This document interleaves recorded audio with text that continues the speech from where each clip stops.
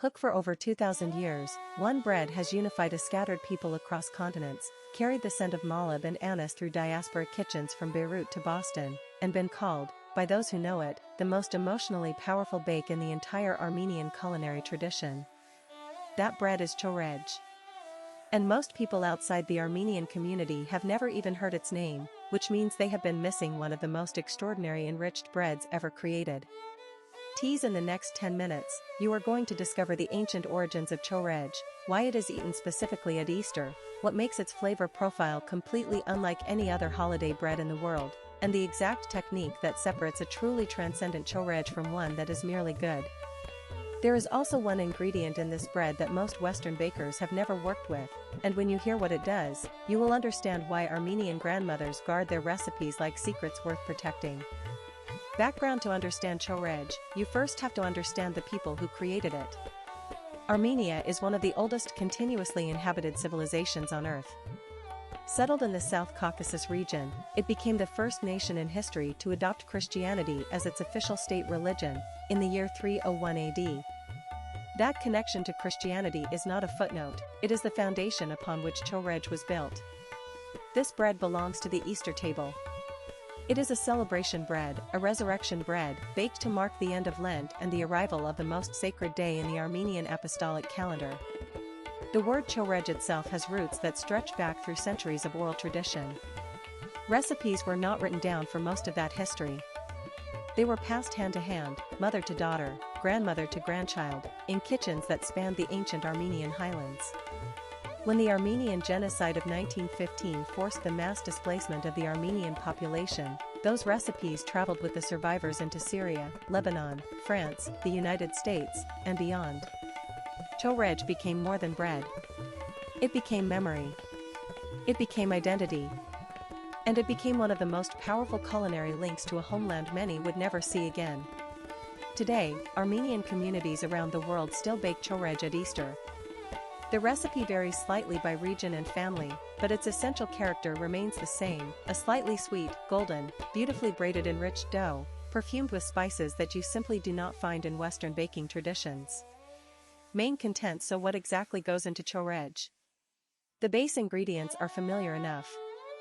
You have flour, sugar, butter, eggs, milk, yeast, and salt.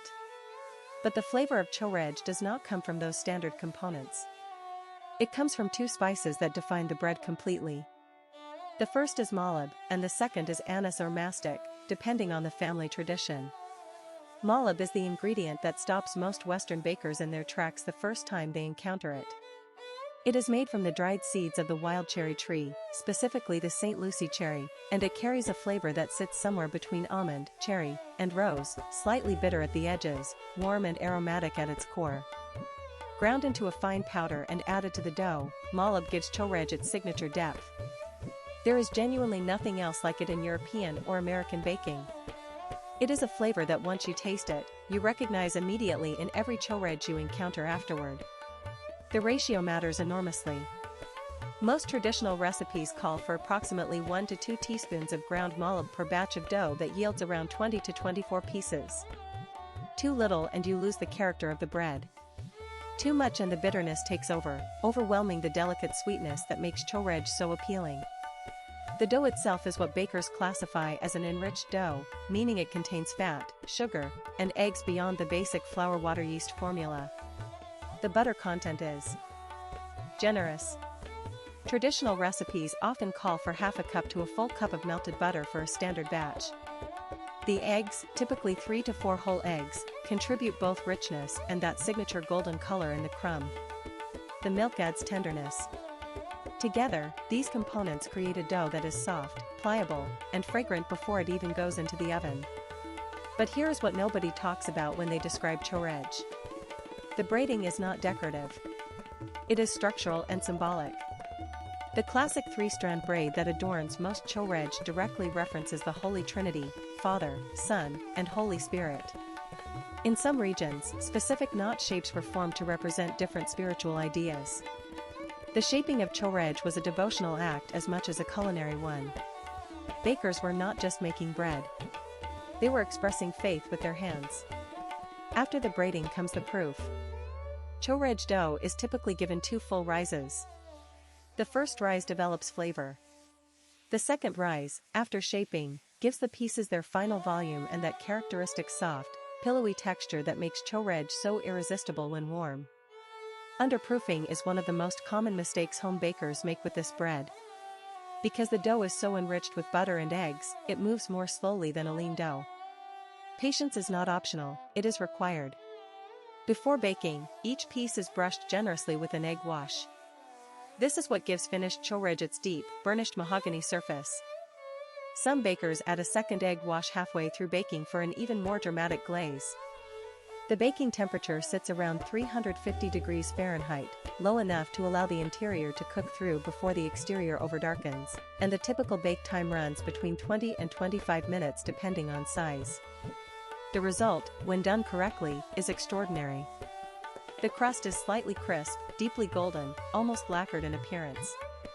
The interior is soft and pull-apart tender, threaded with those warm mala aromatics that bloom fully in the heat of the oven. A single piece of properly made choreg, eaten slightly warm, is one of the genuinely transportive eating experiences in bread baking. Deep dive. Let us talk about the science behind what makes choreg work. The malab spice is fat-soluble, which means it integrates most effectively into the butter phase of the dough. This is why most traditional recipes instruct bakers to bloom the spice in the melted butter before combining with other ingredients. Skipping this step technically still produces choreg, but the flavor distribution is uneven and the aroma is noticeably weaker. The gluten development in an enriched dough like this is also worth understanding. Because fats coat the flour proteins and interrupt gluten network formation, choreg dough requires longer mixing and kneading than a basic bread dough. Professional Armenian bakers typically knead the dough for 12 to 15 full minutes. The finished dough should pass the windowpane test. Stretch a small piece thin enough to see light through it without tearing. That level of gluten development is what gives choreg its structure and allows it to hold a braid during baking without spreading flat. Analysis. What does choreg reveal about food culture more broadly? It shows us how profoundly bread can function as cultural survival. The Armenian diaspora, spread across the world by forced displacement and genocide, maintained cohesion through exactly these kinds of recipes. When communities could not return to their homeland, they recreated it in their kitchens. Choreg baked in a kitchen in Fresno, California or in Marseille, France or in São Paulo, Brazil carries the same scent, the same texture, the same spiritual weight as choreg baked in the Armenian highlands generations ago. This is also why food historians increasingly treat recipes like choreg as primary historical documents. The persistence of malab in Armenian baking when that spice was never adopted into Western European traditions tells us about trade routes, about cultural borders, about what communities chose to preserve under pressure. Every ingredient in choreg is a data point in a much larger story. Conclusion. Choreg is a bread that rewards every layer of engagement you bring to it. Approach it as a recipe and you will get a beautiful, fragrant, golden Easter bread that impresses everyone at the table. Approach it as history and you will find centuries of survival, faith, displacement, and resilience woven into every braid. Before you go, if you learned something valuable today, hit that like button right now. Subscribe to Flavor Vault for a brand new video every single day. We will see you in the next one.